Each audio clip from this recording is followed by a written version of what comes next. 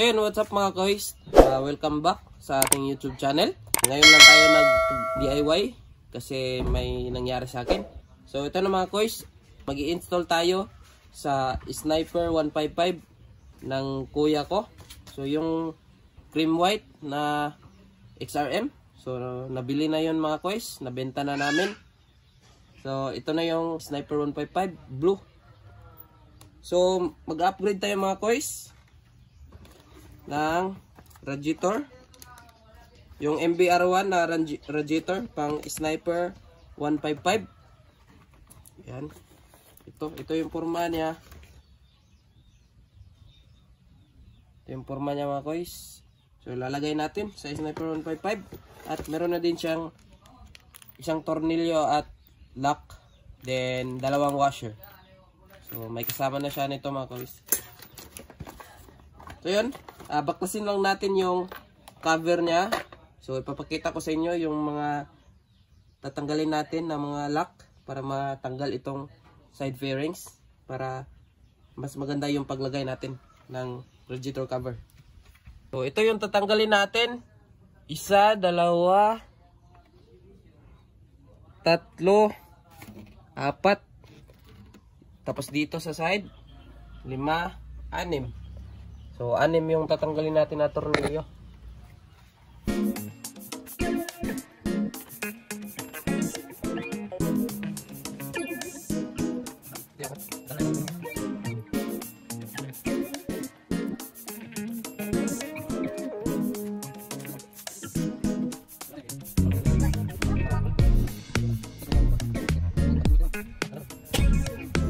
Tanggalin natin yung 6 na bolts.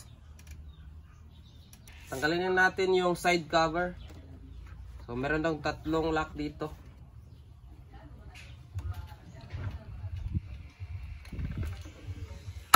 Yun, 1, 2,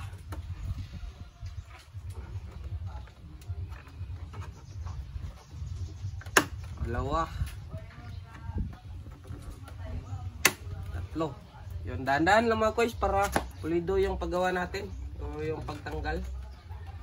Ayun, dito sa baba meron tayong tatanggalin na lock.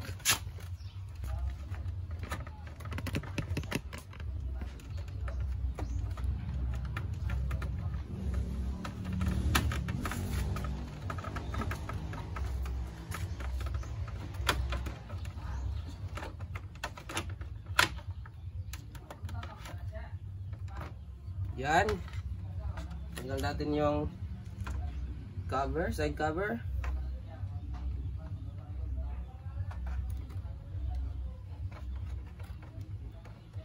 Tanggalin lang natin itong connection ng signal light para mahugot natin to. Sa kabila naman mga kois,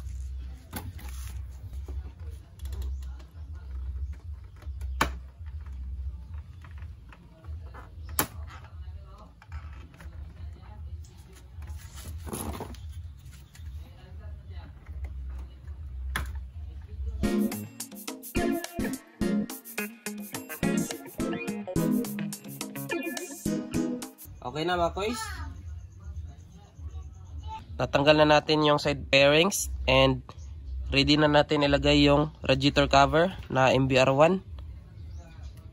Yan.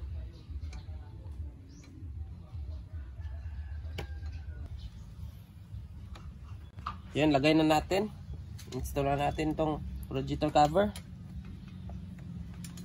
So yan yung forma niya. So sulit mga kois. Tutornilyo na lang natin.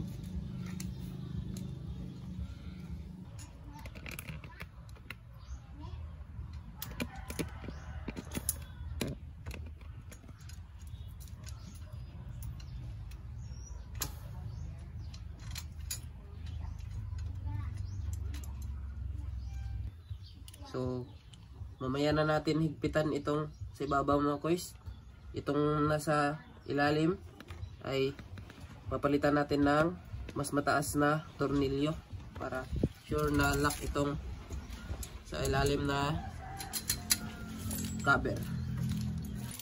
Dalhin natin itong tornilyo 10 mm.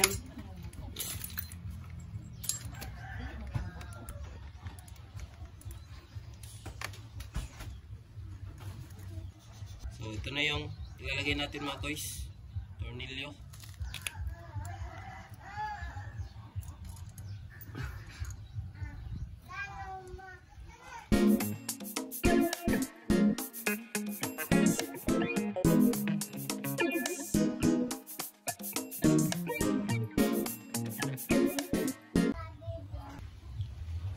So yun mga koys, nailagay na natin, saktong-sakto na siya. So dito sa ibabaw, so sa itaas mga koys, naglagay tayo ng mas mahaba na bolt and naglagay din tayo ng washer. So secure na yan. So dito sa ilalim mga koys, naglagay din tayo ng mas mahaba na bolt and yung washer, meron na yung washer yan. So dito bolted na yan. And naglagay pa din tayo ng bolt na isa para mailak natin and may washer para straight na yung radiator cover natin. And balik lang natin yung mga cover or side fairings.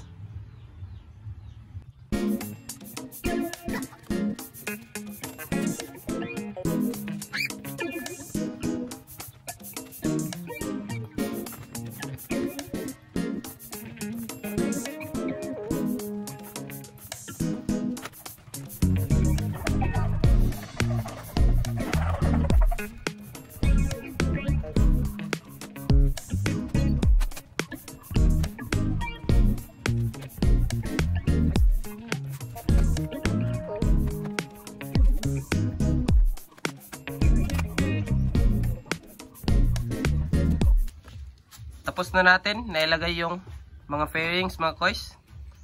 Yung na-install natin na radiator cover in VR1. Maraming salamat sa panunood mga koys. And leave like, share, and subscribe sa ating YouTube channel.